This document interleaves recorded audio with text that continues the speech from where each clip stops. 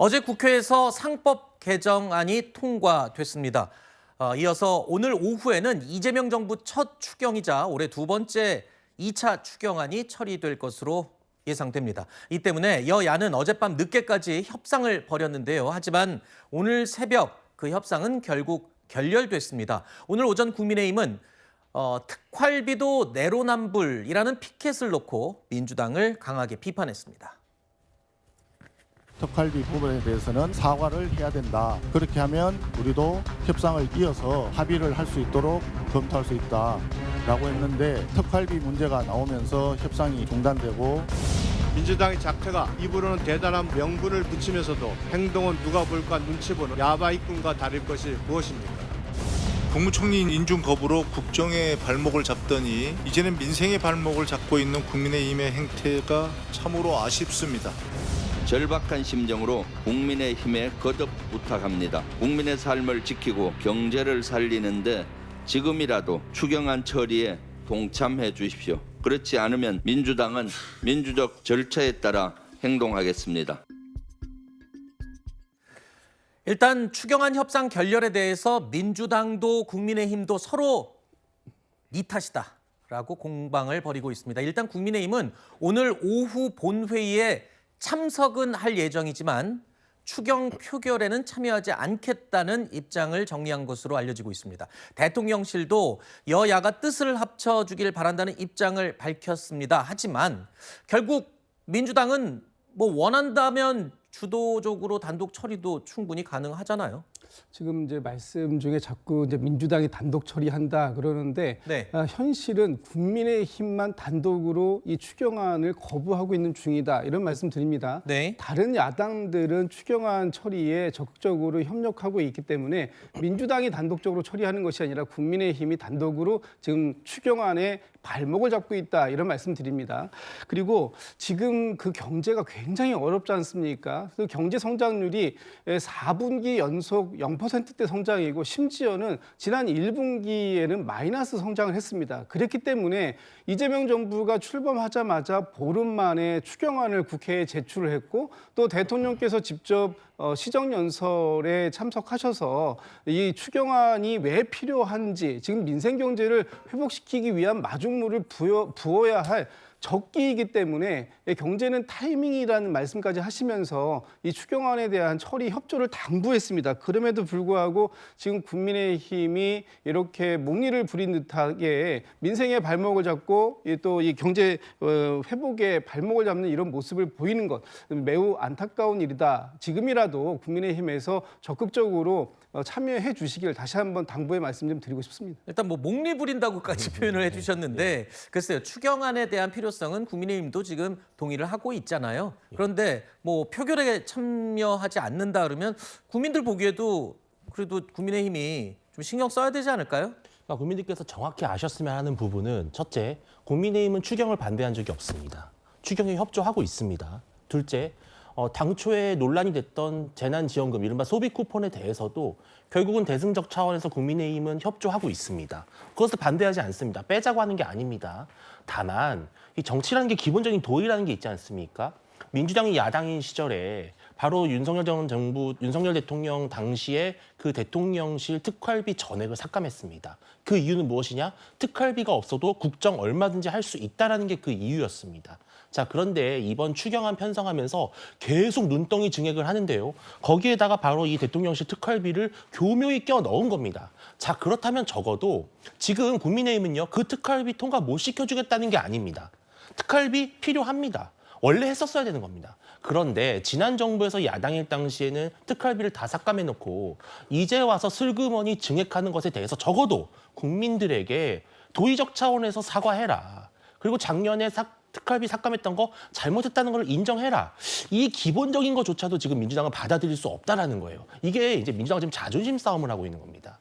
국민의힘의 이런 최소한의 요구마저도 받아들이지 않는다면 사실상 야당에게 그냥 아무것도 하지 말라는 것이거든요. 아무것도 하지 말라고 한다면 이 추경안 처리에 뭐하러 협조하겠습니까? 네. 그러니까 지금 문제가 되는 것은 추경의 여부가 아니라 바로 이 특활비 문제에 있어서 민주당이 조금이나마 자성의 목소리를 좀 냈으면 좋겠다라는 최소한의 요구가 있는 것이다. 이렇게 좀 이해해 주셨으면 좋겠습니다. 알겠습니다. 양쪽 이야기 다 충분히 이해가 되는 부분들이 있는 것 같네요. 자, 내란 특검도 속도를 내고 있습니다. 이재명 정부 출범 이후에 정책, 추경안, 그리고 수사 계획했던 대로 착착 진행을 하고 있습니다. 123 비상계엄 관련 인물들을 연일 소환을 하면서 속도를 내고 있는데요. 어제는 계엄 다음 날 삼청동 안가회동에 참석했던 김주현 전 민정수석을 불렀습니다.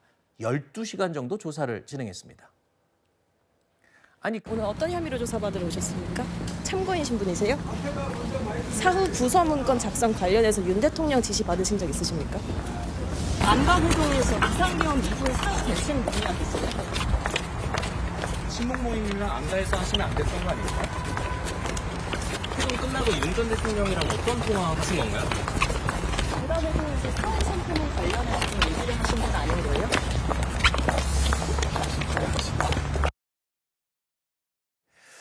지금 대통령실도 그렇고요. 삼청동 안가도 마찬가지입니다. 지금까지 내란과는 상관없었다라고 얘기했던 인물들의 주장이 뒤집히는 결정적 근거가 지금 CCTV예요. 예. 대통령실에 있었던 CCTV, 그리고 삼청동 안가에 있었던 CCTV. 이 CCTV 내용들 때문에 지금 관련 이 국무위원들이 거의 뭐 전원 다 매일 한두 명씩 소환이 되고 있네요. 그렇습니다. 또 특히 한덕수 전 국무총리가 사후에 작성된 선포문에 뭐 서명을 했다가 다시 이게 불법성 여부를 따지면서 폐기가 됐다. 뭐 이런 이제 전 부속실장의 진술까지 나오면서 이 사후적으로 불법 계엄을 적법한 계엄으로 보완하려고 했던 그런 움직임과 시도가 있었던 것은 아닌지 이제 특검이 자세히 들여다보고 있는 것인데요. 이 안가회동 관련해서는 사실은 그 다음 날 뭐 제2의 계엄이냐 제3의 계엄이냐 뭐 이러한 흉흉한 소문까지 있었던 문제도 있었기 때문에 아마도 내란 특검이 이 문제를 들여다보지 않을 수는 없을 것 같고요. 네. 김주현 전 민정수석을 비롯해서 뭐 박성재 전 법무부 장관, 이상민 전 행안부 장관, 또 이완규 법제처장 이런 분들의 줄줄이 이 소환이 되는 그런 상황은 좀 불가피할 것이다. 네. 다만 이것이 결국은 증거와 어떤 법리에 의해서 정확한 수사가 이루어지는 것이 적절할 것이고요. 네. 특검이 이 부분을 너무 뭐 여론전을 하기보다는 네. 정말 있는 그대로를 좀 수사를 했으면 좋겠다. 이런 당부의 말씀도 드리고 싶습니다. 네. 제가 아까 이재명 정부가 출범 이후에 계획대로 착착 진행을 한다라고 말씀을 드렸죠. 경제 살리기를 위한 정책, 추경안, 그리고 총리 인준, 재가까지. 거기다가 특검도 속도를 내서 착착 진행됩니다. 또 한 가지가 있죠. 진행되는 것. 이재명 대통령은요. 어제 취임 30일을 맞아서 첫 기자회견을 연 자리에서 검찰 개혁에 대한 의지를 또 강력하게 드러내기도 했습니다. 자, 이에 대해서 국민의힘에서는 이런 반응이 나왔습니다. 기소 자체를 목표로 수사하는, 그리고 기소에 맞춰서 사건을 조작하는 일은 결코 있어서는 안 되죠. 기소하는 검사에게서 수사권을 분리해야 된다라는 점에 대해서는 반론 여론이 꽤 있었던 것 같은데 지금은 별로 많지 않은 것 같아요. 지금은. 그 후에 개혁의 필요성이 더 커진 거죠. 일종의 저는 자업자득이다 이렇게 생각합니다. 자신이 여러 가지 범죄를 저질러서 재판에 넘어간 사실이 마치 검찰 제도 때문에 빚어진 것인 양 치부를 하고 너희들 나를 재판에 넘겼으니 내가 이번에는 너희들에게 보복하겠다. 그런 모습으로 비춰지거든요. 대통령으로서는 그런 자세를 취하면 안 된다는 겁니다. 이재명 대통령은 어제 이 자업자득이다. 검찰 개혁은 검찰이 스스로 자초한 거다. 이런 말을 했습니다. 검찰을 직접 겨냥한 건데요. 검찰개혁 의지를 다시 한번 강조한 것으로 해석이 됩니다. 국민의힘은 검찰을 마음대로 휘두르며 보복하겠다는 의도가 아니냐라는 비판을 계속 이어가고 있는데요. 이재명 대통령은 어제 회견에서 검찰개혁 관련 시간표까지 직접 언급하기도 했습니다. 자, 이에 민주당은 또 즉각 호응을 했죠. 수사권과 기소권을 분리한다라는 점은 이견이 없습니다. 추석 전에 제도 자체를 그때까지 어릴게를 만드는 건 가능할 수도 있을 것 같아요. 국회가 입법적 결단을 할 사안이기 때문에 우리 정부에서 할 일은 그로 인한 갈등, 부작용 이런 걸 최소화하는 게 필요하죠. 좀 원만하게. 참여정부부터 검경수사권 분리라든지 예. 조정 문제가 나온 거 예. 아니겠습니까? 지금 개혁을 할 적기에 이런 부분을 큰 틀은 좀 빨리 처리하는 것이 낫고 보완들이 필요하다면 그 추가적으로 계속 그런 부분들은 계속적으로 하는 게 맞지 않겠냐. 완벽한 제도를 위해서 시간을 하게 되면 오히려 국민들이 바라는 검찰개혁의 본질이 훼손될 수 있지 않냐. 어제 이재명 대통령 회견 발언을 놓고 일각에서는 민주당이 추진하는 검찰개혁을 승인하는 일종의 신호를 준 것 아니냐 이런 해석도 일부에서 하고 있습니다. 이에 민주당도 발빠르게 움직이고 있습니다. 추석 전에 큰 틀에서의 검찰개혁이 추진될 수 있도록 하겠다 뭐 이런 얘기도 나오고 정청래 의원이 어제 그런 얘기했죠. 폭풍처럼 몰아치고 정광석화와 같이 끝내야 된다. 그러니까 개혁에도 어떤 적기라는 게 있는 거 아니겠습니까? 네. 아마 지금 당 대표로 출마를 지금 하고 있는 정청래 의원이나 또는 박찬대 의원 같은 경우에는 이 지금 시한을 추석까지로 어느 정도 제한을 지금 두고 있는 상황입니다. 거기에 어제 대통령께서도 아마 추석쯤에는 전체적인 검찰 개혁의 얼개가 만들어질 수 있지 않겠느냐. 그리고 전적으로 그 부분에 대해서는 국회가 결단할 나름이다라고 말씀하시면서 어느 정도 힘을 좀 실어주는 분위기가 형성이 된 건 맞습니다.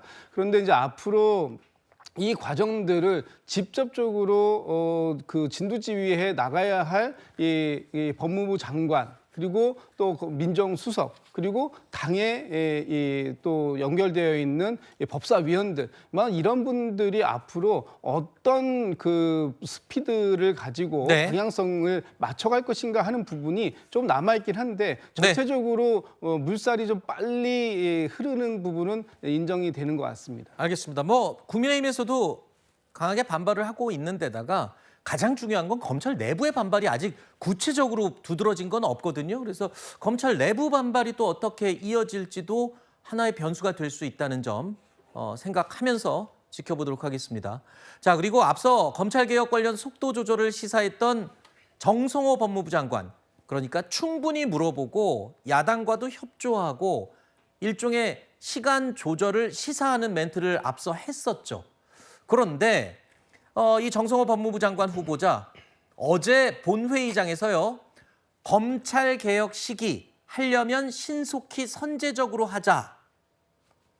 하자라고 적는 게 언론사 카메라에 포착이 됐습니다. 이게 바로 이재명 대통령이 했던 그 말을 받아 적은 메모였어요. 저는 다분히 상당히 좀 내부적으로 혼란이 있다라고 보여요. 아하. 왜냐하면 민주당의 지지층 혹은 민주당의 당원들은 검찰 개혁을 하루라도 빨리 했으면 좋겠다. 사실 말이 개혁이지 검찰 해체입니다. 검찰을 빨리 해체했으면 좋겠다라는 그런 성원이 있습니다. 그런데 현실적으로 지금 이 검찰을 이른바 중수청과 공소청 두 개로 쪼갰을 때 어떤 문제가 발생할 수 있냐면은 사실 우리가 그동안 검찰 개혁이라고 하는 것이 가져왔던 부작용의 요체가 무엇이냐. 바로 뛰어난 수사 능력을 가진 검사들의 그 노하우, 그동안 축적된 경험이 공중에 분해가 되면 결국은 민생의 어떤 중요한 범죄들에 대해 있어서 제대로 된 수사를 할 수 없다라는 지적이 있었던 것이고 그래서 문재인 정부 때 이게 결국은 실패했던 거거든요. 네. 자, 근데 검찰을 둘러 쪼갰을 때 유능한 인력들이 공소청에 남을 것이냐 아니면 자진해서 중수청으로 갈 것이냐 이 교통정리가 되지 않는다면은 네. 결국은 이것은 개혁이 아니라 퇴보가 됩니다. 이러한 문제를 너무나 잘 알 수밖에 없는 이재명 대통령은 내심 검찰 개혁이라고 하는 것이 너무 속도를 밀어붙였을 때 더 큰 반발이 있을 수 있다고 보는 거예요. 네. 그러나 정치권, 특히 민주당 지지층은 검찰 개혁을 외치고 있으니 지금 정성호 후보자가 이런 메모를 함으로써 마치 빨리 할 것처럼 그렇게 약간의 보여주기식이다. 하지만 실질적으로는 그것이 어렵다는 것을 알고 있기 때문에 내부적으로 매우 딜레마가 있을 것이라고 저는 예상을 하고 있습니다.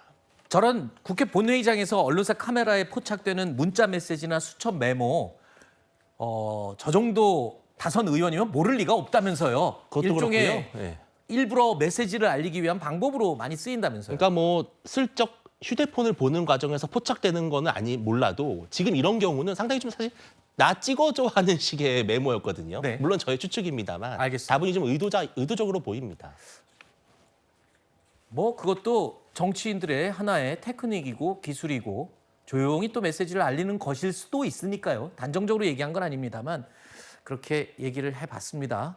자, 고강도 개혁을 앞둔 검찰 내부 분위기, 아까 제가 언급했죠. 아직까지 검찰 내부에서 어떤 게 불거진 건 없다고 말입니다. 그러면 분위기 지금 어떨까요? 이재명 정부 첫 검찰 고위직 인사로 오늘 첫 번째 출근길에 나선 신임 지검장들의 이야기를 잠깐 들어보겠습니다. 어렵고 중요한 시기에 중책을 맡게 돼서 무거운 책임감을 느끼고 있습니다. 국민으로부터 신뢰받는 검찰이 되도록 노력해 나가도록 하겠습니다. 무거운 중책을 맡게 된 것이어서 감사하고 영광스럽고 지금 목소리가 한풀 꺾인 것 같아요. 한때 우리가 존경했던 검찰 선배가 내란 수괴로 지금 조사를 받고 있는 모습에 참담해야 할 후배들이 한두 명은 아닌 것 같고 그때 우리 검찰이 잘못 평가한 게 아닌가라는 것을 반성을 하고 있다고 전 느끼고 있습니다. 이제 바뀐 모습을 보여주지 않으면 검찰은 정말 해체에 가까운 개혁을 당하지 않을까 생각하고 있습니다. 이번 이재명 정부의 검찰과 법무부 인사를 두고 조국 혁신당이 반기를 또 들고 나오기도 했었는데요. 자, 범여권 내부에서의 파열음이 불거지면서 이재명 대통령은요, 인사 원칙으로 통합을 강조하고 있습니다. 통합을 여러 번 이번 내각에 대해서 강조를 한 바가 있죠. 이재명 대통령은 어제 기자회견 후에 비교섭단체 5당 지도부와 또 식사를 했는데요. 이 자리에서 조국 혁신당 대표에 대한 이 사면 건의가 실제로 나왔습니다. 많은 말씀 주시고요. 잘 경청하도록 하겠습니다. 환영합니다. 감사합니다.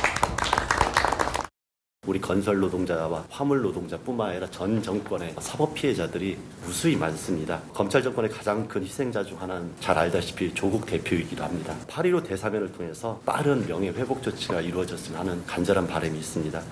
조국 전 대표의 사면 복권 문제에 대해서는 즉답은 하지 않으셨고요. 노동자들 사면 복권에 대해서는 좀 실태를 좀 자세히 물어보셨고, 공권력의 남용에 따라서 이제 피해를 겪고 있는 사람들 피해 회복을 하는 것, 이것은 너무 당연한 것이고 순리죠. 대통령의 고유의 은사권인 사면권을 적절하게 행사하실 걸로 확실하게 믿고 있습니다. 조국 전 대표에 대한 이 사면 이야기는 사실 대선 전부터도 회자가 됐던 이야기입니다. 그런데 조국 혁신당에서 이제 대통령이 된 이재명 대통령에게 직접 저렇게 공개적으로 건의까지 했어요. 그런데 아까 들으셨지만 이재명 대통령이 즉답을 피했거든요. 네, 이 말은 그렇습니다. 부담을 좀 느낀다는 거 아닌가요? 너무 대놓고 누구나 예상했던 사면을 대통령이 또 건의한다고 띡 할 수는 없잖아요. 일단 건의를 하신다고 해가지고 그것을 바로 그 현장에서 즉답을 할 수 있는 사안은 아닌 것 같고요. 어쨌든 지금 검찰 개혁과 맞물려서 그동안 검찰의 어떤 그 정치 검찰의 그 검찰권 오남용으로 피해를 본 사람들이 있다면 그 분들에 대해서는 어떤 방식으로든지 구제하는 부분이 필요할 텐데 지금이 그때 인간은 좀 한번 조금 더 정밀하게 검토해 볼 필요가 있겠다 이런 이제 생각을 하신 것 같기도 하고. 잠시만요. 말씀 중에 끊어서 죄송한데 그러면 조국 전 대표가 법원에서 받았던 그 판결이 검찰의 기소권 남용으로 인한 거라고 생각을 하시는 겁니까? 그러니까 그렇게 지금 조국 혁신당에서는 주장을 하고 있다라는 거죠. 네. 그 부분에 대해서 이재명 대통령께서 그렇게 같이 수긍을 하시는지는 이제 제가 거기까지는 확인을 못했습니다만 어쨌든 지금 그런 주장들을 당사자들이 하고 있고 그 부분에 대해서 면밀하게 살펴볼 필요는 있겠다라는 부분이 있는 것이고 특히 어제 이제 건설 노동자라든가 또는 화물 노동자 관련된 부분에 대해서도 말씀들이 있었기 때문에 그 부분까지 전체적으로 한번 살펴볼 필요가 있겠다. 이런 정도로 어제 이제 말씀을 하신 것 같습니다. 알겠습니다. 과연 대통령이 되기 전과 대통령이 된 다음에 조국 전 대표에 대한 사면 문제에 대한 입장과 생각이 같을지 달라졌을지가 굉장히 궁금해지는 대목인 것 같습니다. 대통령은 어떤 결정을 내릴까요? 또 어제 국회 본회의에서는 김민석 국무총리 후보자에 대한 인준안도 통과가 됐습니다. 물론 여당 주도로 통과가 됐습니다. 이재명 대통령이 지명한 지 29일 만의 일이죠. 국무총리 김민석 임명 동의안은 총 투표수 179표 중 가 173표, 부 3표, 무효 3표로서 가결되었음을 선포합니다. 혹정 세력이 만든 경제위기 극복이 제1과제입니다. 대통령님의 참모장으로서 일찍 생각하고 먼저 챙기는 새벽 총리가 되겠습니다. 자, 오늘 오전에 이재명 대통령이 김민석 국무총리에게 임명장을 수여했습니다. 이런 가운데 국민의힘은 어제 이어 오늘도 김민석 총리 인준에 대한 정부와 민주당에 대한 비판을 쏟아냈습니다. 네, 국가 살림살이 규모조차 제대로 파악하지 못하면서 무슨 국무총리를 하겠다고 나섭니까? 국민들은 분노한다. 김민석은 사퇴하라. 절대다수 여당인 더불어민주당은 협치를 정면으로 걷어차고 있습니다. 국회의 법사위원장, 예결위원장을 독식한 것도 모자라 어제는 김민석 총리 후보자 인준안을 단독으로 강행 처리했습니다. 앞에서는 협치를 강조하지만 더불어민주당은 행동대장처럼 뒤에서는 힘으로 소수야당을 짓누르고 있습니다. 국민을 우롱하는 이중 플레이입니다. 자, 이재명 대통령은 꾸준히 협치를 강조해 왔죠. 자, 국민의힘의 반대 속에 민주당 주도로 법안 처리가 이뤄지고 또 앞서 어제처럼 인준 강행이 만약에 계속된다면 앞으로 또 줄줄이 장관 임명도 예정이 돼 있죠. 이게 여러 번 반복된다면 그때는 또 어떤 잡음이 나올지도 관건입니다. 민주당도 그런데 할 말은 있습니다. 3년 전에 한덕수 총리 후보 인준에 흠결이 좀 있었지만 그때 민주당이 동의를 해줬다는 겁니다. 자, 일단은 대통령에게 임명장도 받았고 오늘 총리 임명 후 첫 일정으로 농민단체도 만나기 시작했거든요. 그러니까 이제 글쎄요, 지나간 일에 너무 집착하기보다는 이제 앞으로 총리가 어떻게 나라 살림을 잘 해내는지 이런 부분을 조금 더 집중해서 보는 건 어떨까 현실적인 생각을 해봤습니다. 자, 일단 오늘 김민석 국무총리의 첫 공식 행보 농민단체와 면담이에요. 통상은 현충원 참배로 다들 시작을 하는데 농민단체를 먼저 만난 데는 배경이 있죠.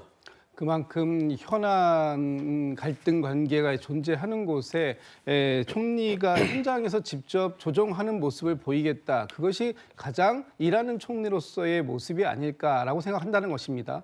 보통의 그 관리하고는 다릅니다. 보통 이제 임명이 되고 나면 현충원 참배부터 시작해가지고 그 이후에 어떤 공식적인 일정들을 진행하는데 오늘은 이 농민단체를 만나는 일정 이후에 오후에 현충원을 참배하는 일정으로 순서를 좀 바꿨습니다. 그만큼 지금의 이 상황에 대해서 김민석 총리가 굉장히 중요하게 이 문제를 바라보고 있다는 것이고 갈등을 책상 앞에서 조정하는 것이 아니라 현장에서 조정하겠다라는 강력한 의지를 보이고 있는 것이다. 저는 그렇게 해석을 하고요. 오늘 농민단체를 만나서 아마 이재명 대통령께서 왜 송미령 장관을 유임시킬 수밖에 없었는가 하는 부분에 대해서 좀 그 보충 설명을 좀 하고자 했던 것이 있는 것 같습니다. 네. 특히 송미령 장관을 임명시키려고 했던 부분들, 그 유임시킨 것은 그동안의 어떤 농민단체와 어떤 농업에 대한 이 정책의 연속성인 측면이라기보다는 그런 측면들은 이재명 정부가 이재명 정부가 이 대선 때 공약으로 약속했던 부분에 대해서는 흔들림 없이 추진될 것이다. 다만 그럼에도 불구하고 송미령 장관을 유임시키는 이유가 어떤 통합의 메시지 그리고 실용주의적 인사의 메시지가 분명히 담겨 있음을 그 김민석 총리가 직접 현장에서 말씀을 드리고 그 부분에 대한 이해와 양해를 좀 구하려고 했던 모습이 아니었을까 이렇게 좀 분석이 되더라고요. 알겠습니다. 자, 일단 총리 첫 일정을 농민단체를 오전에 만났고요. 오후 2시에 현충원 참배를 할 것으로 예정이 되어 있습니다. 그 이후에는 또 국회를 방문해서 취임 후 인사를 또 나눌 예정인 것 같습니다. 오늘의 뉴스들 가운데 가장 뜨거운 내용을 깊이 있게 짚어보는 라이브 플러스 코너입니다. 정부의 부동산 대출 규제 여파로 서민들의 급전 창구가 막히는 부작용이 있는 게 아니냐, 이런 우려가 일각에서 나오고 있는데요. 카드사의 카드론마저 신용대출로 분류가 됐습니다. 그러면서 이제 자동차 담보대출을 받기 위해 창구로 가는 사람들이 늘고 있다는 겁니다. 자동차 담보대출이라는 건요, 대표적인 불황형 대출로 알려져 있습니다. 그러니까 정말 돈이 너무 급한데 막다른 골목에 다다른 사람들을 위해서 많이 이용되는 그런 대출 방법이라는 겁니다. 자, 그렇다면 정부 차원에서의 관심과 대응이 필요한 시점이지 않겠느냐, 이런 얘기가 나옵니다. 자동차 담보대출. 그러니까 자동차를 소유한 사람이, 차주가 그걸 담보로 급하게 생활자금을 대출받는 그런 급전 대출이라면서요? 예, 그렇습니다. 대표적인 불황형 대출로 분류가 되고 있고요. 이자율이 상당히 높습니다. 아무리 낮아도 한 5%대, 그리고 높게는 거의 19%, 20%까지 육박하는 그런 고금리 대출이기 때문에 네. 웬만해서는 일반 서민들이 엄두를 내기는 어렵겠죠. 그런데 한 플랫폼사에 따르면은 최근 들어서 1,318만 건이나 조회가 되는 상당히 폭증하는 양상을 보이고 있는데, 저는 이것이 최근에 이재명 정부의 대출 규제와는 무관하지 않다는 생각을 합니다. 왜 그러냐면은 대출 규제가 갑작스럽게 나오게 되면서, 물론 그것으로 인해서 부동산 시장의 과열 자체는 막는다는 효과는 있겠습니다만, 바로 그 사이에 예를 들어서 계약을 맺고 이제 잔금을 치러야 되는 상황에서 대출을 이제 막 받으려고 했는데 갑자기 6억 원으로 이게 제한이 걸린다든지요. 이런 부분 때문에 한 2, 3천만 원 정도가 급하게 필요한 그런 거래의 양상이 있을 수 있어요. 네. 그렇다면 이러한 자담대를 아마도 좋아하지 않았을까라고 하는 그런 문제가 제기될 수 있는 것 같습니다. 네. 이재명 대통령은 어제 취임 30일 기자회견에서 6억 원 대출 제한한 것, 이건 부동산 대책의 맛보기에 불과하다, 이런 표현을 했죠. 자, 이 내용은 과거 문재인 전 대통령의 메시지를 좀 떠올리게 만드는 발언이기도 했습니다. 그 당시에도 이 규제를 매우 강조를 했었죠. 부동산 가격이 그럼에도 불구하고 또 시간이 지난 뒤에 또 다시 오르는 기미가 보인다면 정부는 더 강력한 대책도 주머니 속에 많이 넣어두고 있다라는 말씀도 드립니다. 이번에 대출 규제는 맛배기 정도에 불과하죠. 부동산 관련된 정책이 많아요.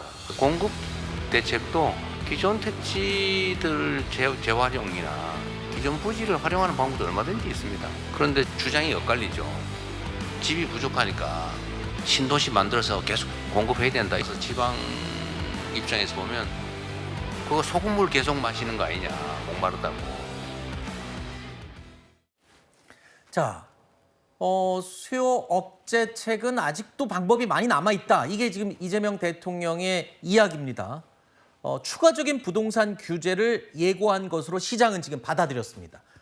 그래서 지역 규제가 더 강화되는 게 아니냐, 후속 조치로. 거기다가 공급 대책은 말이 공급 대책이지 이렇게 대출 규제처럼 즉각적인 효과를 낼 수 있는 게 아니라 공급을 하는데 한참 시간이 걸리는 거잖아요. 그래서 앞으로 남은 건 다 규제들인 것 같다, 이런 우려의 목소리가 나오고 있어요. 그러니까 3기 신도시조차도 지금 문재인 정부 때 추진이 됐던 사업이 지금 지지부진합니다. 토지 보상조차도 제대로 이루어지지 않았다라는 평가고요. 그렇다면 결국은 두 가지 방법밖에 없습니다. 첫째, 집을 사고 파는 행위 자체를 강력하게 규제하는, 토지거래 허가 구역을 확대한다든지요, 투기가열지구를 확대한다든지 이런 방식들이 있는데, 이거는 위헌성 논란도 있고 또 일반 국민들의 재산권을 침해한다라고 하는 비판이 불가피합니다. 그러면 결국은 부동산을 사고 팔므로써 본인이 취할 수 있는 어떤 이익, 이것을 규제하겠다. 즉 보유세라든지 양도세를 건드릴 수밖에 없는데, 이것은 다음 내년도 있을 지방선거에서 이재명 정부 입장에서는 서울 일부 대도시권의 표심에 상당히 악영향을 줄 수 있거든요. 네. 그래서 상당히 딜레마에 있다. 그래서 결국은 이렇다 할 카드가 없는 상황에서 만약 풍선 효과 때문에 일부 수도권 지역에서 또 집값이 올라가는 현상을 보인다면 네. 아마 이재명 정부도 문재인 정부의 전철을 밟을 수밖에 없지 않는가라는 그런 우려가 나오고 있습니다. 네. 일단 정부의 대출 옥죄기 결정에 서울의 집값이 살짝 주춤해졌습니다.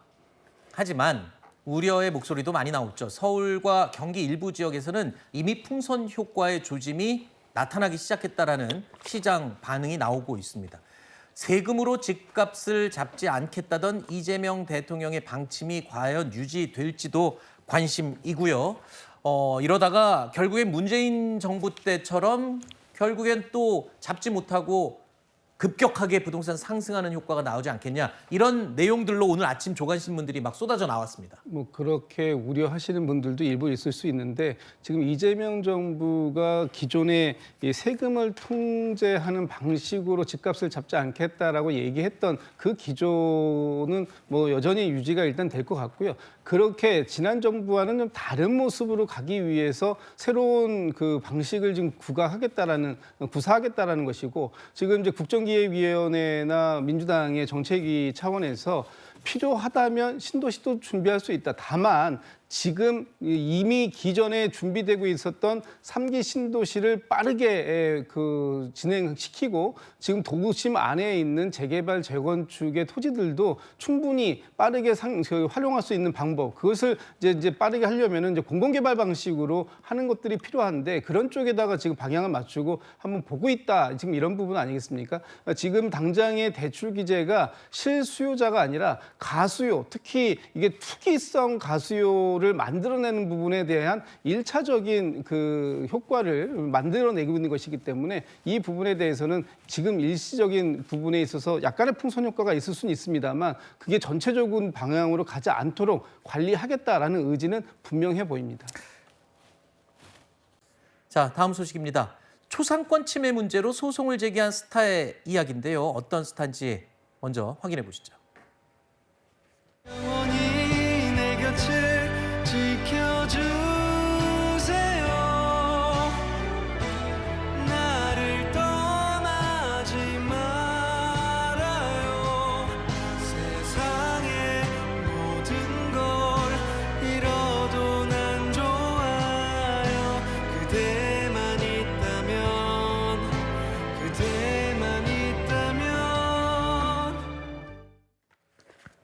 그야말로 대세 배우라고 할 수 있는 박서준 씨입니다. 그런데 박서준 씨가 간장게장집을 상대로 6천만 원 규모의 소송을 걸어서 승소했다. 이게 무슨 얘기입니까? 일부 승소했습니다. 6천만 원 청구를 했지만 지금 손해액 500만 원가량 인정이 된 것으로 지금 판단이 되는데요. 네. 일단 박서준 씨가 그전에 드라마에 출연을 해서 간장게장을 폭풍 먹방하는 그 장면을 선보였어요. 네. 그런데 이 장소를 제공한 식당 입장에서는 그 드라마 화면을 캡처를 해서 네. 현수막을 내걸고 광고도 적극적으로 했거든요. 네. 그래서 박서준 씨 측에서 이거 광고 내려달라고 수차례 요구를 했음에도 불구하고 계속해서 박서준 씨의 얼굴을 사용을 한 겁니다. 아하. 그렇기 때문에 나의 초상권을 무단으로 사용했다라는 이유를 들어서 손해배상 청구를 하게 된 것이고요. 네. 일부분 법원은 합리적인 부분이 있다, 합당하다라고 해서 다만 이 식당의 이 매출을 고려를 했을 때 500만 원가량으로 손해액을 제한하고 박서준 씨의 청구를 받아들인다라고 인정을 했습니다. 네. 그런데 또 이를 두고 온라인상에서는 갑론을박이 벌어지고 있다고 합니다. 팬들 사이에서 그렇다고 해서 이 스타가 소송까지 식당 주인한테 한 건 너무했다. 뭐 이렇게 주장하는 사람도 있고요. 유명세를 악용하거나 무단으로 이용하는 행위는 분명히 초상권 책임이 따르는 게 맞다라는 주장도 팽팽히 맞서고 있다고 하는데요. 글쎄요. 일부에서는 또 고작 500만 원 배상이면 앞으로 무단 유명인 광고 써먹겠다 사람들이 뭐 이런 얘기까지 있다고 하네요. 일단은 뭐 법적으로 초상권 침해는 초상권은 보호돼야 되는 권한이기도 하니까요.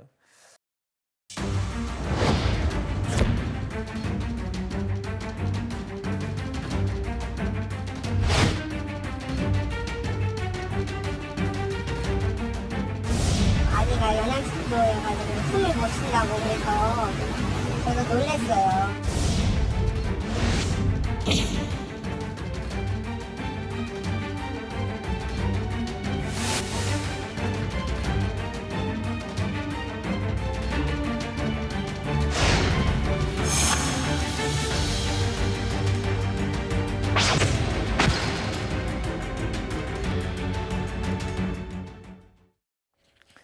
태어난 지 불과 2주밖에 안 된 갓난 아이가 2평 남짓한 서울의 한 고시원에 방치된 채로 발견됐습니다.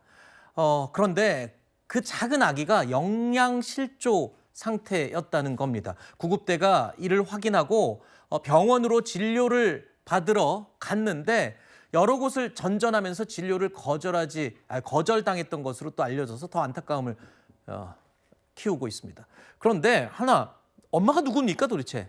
엄마는 내국인은 아니고요. 베트남 국적의 여성이었습니다. 네. 그런데 생후 2주 된 이 아이를 고시원, 정말 2평 남짓 되는 이 고시원에 방치를 한 것으로 일단 수사기관은 보고 있고요. 그렇기 때문에 아동복지법상의 방임 혐의를 혐의점에 두고 조사 중인 상황입니다. 이 엄마가 주장하기로는 생활고를 겪어서 어쩔 수 없었다. 본인이 수유도 했지만 영양실조 상태였다라고 주장은 하고 있는데요. 어쨌든 발견 당시에 아이가 저렇게 영양실조 상태로 울고 있었던 그런 상황으로 보이면 아무래도 좀 아이에 대해서 적극적으로 먹인다라든지 살리기 위한 행위를 하지 않은 방임으로 인정이 될 좀 가능성이 있습니다. 근데 왜 치료를 병원에서 거부당했었던 거예요, 저 갓난 아기? 이 아이의 경우에는 출생 신고가 되지 않은 상황이었습니다. 아하. 그렇기 때문에 당연히 보험 적용도 받을 수 없는 것이고 병원 입장에서는 일단 출생 신고가 안 되어 있다. 그러면 전산상으로 처리가 굉장히 어렵고 그리고 더불어서 병상도 좀 부족한 상황이었기 때문에 돌려보냈다라고 하는데요.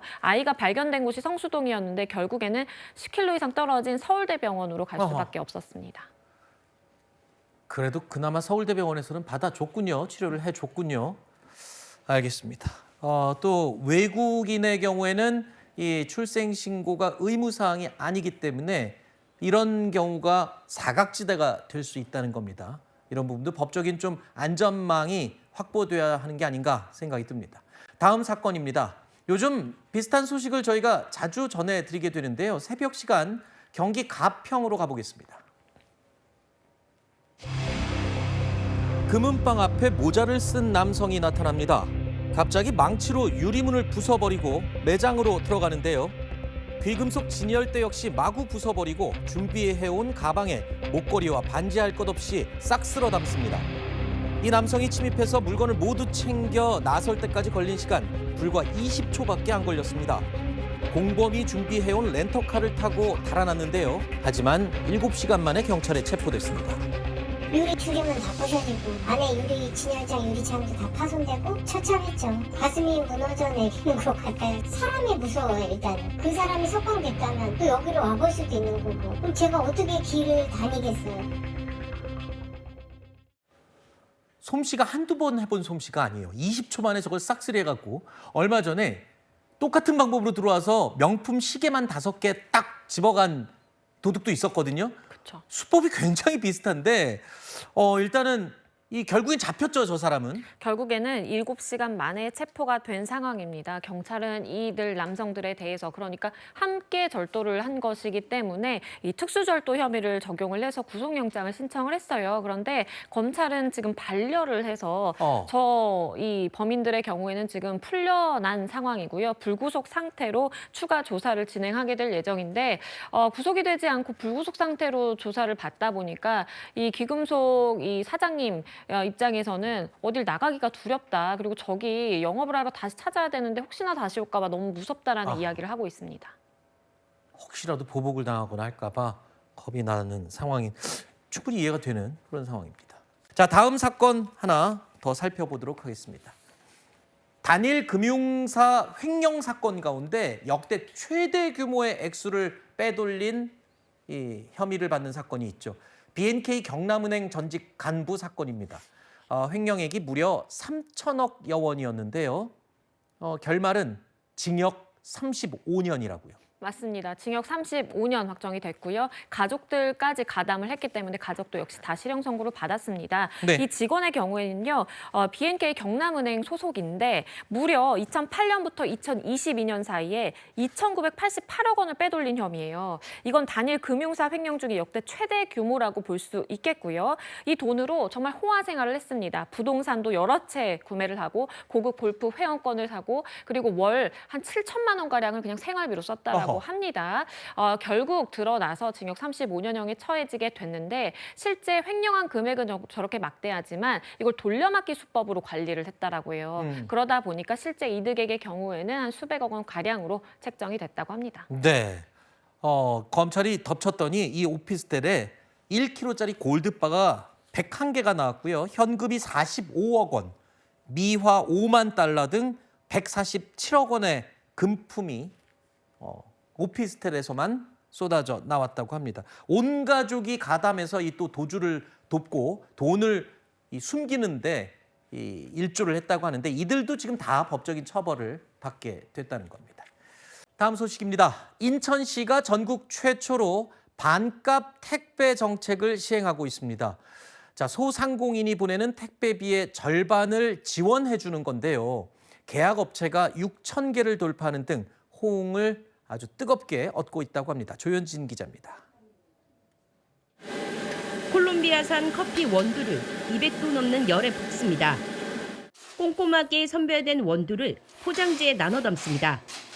원두를 직접 볶고 판매하는 조성공 씨는 매달 전국 곳곳에 100건 넘는 원두를 판매합니다. 택배 한 번 보내는데 드는 비용은 4,500원. 소상공인 입장에서는 부담이 컸습니다. 그런데 지난해 10월 인천시가 전국 최초로 소상공인을 위한 반값 택배 정책을 시행하면서 부담이 크게 줄었습니다. 기존 택배비의 절반만 내면 나머지는 인천시가 지원해 주는 겁니다. 고정 지출을 많이 줄일 수 있었고 그 줄어든 지출로 저희는 또 인건비에 투자할 수 있고 좋은 재료에 투자할 수 있어서 굉장히 좋은 정책이라 생각하고 시행 8달 만에 반값 택배 계약 업체는 6,000개를 넘었습니다. 배송 물량도 50만 건을 훌쩍 넘겼습니다. 유정복 인천시장은 반값 택배 서비스를 이용 중인 소상공인 업체를 잇따라 찾으며 자영업자들의 의견을 청취했습니다. 소상공인들이 굉장히 만족도가 높고 또 이용하는 시민 입장에서도 매우 유용하다고 생각돼서 아주 성공적인 정책이다 하는 것을 확인할 수 있었습니다. 큰 호응에 다음 달부터는 1,000원 택배가 실시됩니다. 상인이 1,000원만 내면 나머지 택배비는 인천시가 지원하는 제도로 연말까지 한시적으로 운영됩니다. 인천시는 현장의 의견을 적극 반영해 시민과 소상공인을 위한 다양한 정책을 지속적으로 추진하겠다는 방침입니다. 채널A 뉴스 조현진입니다.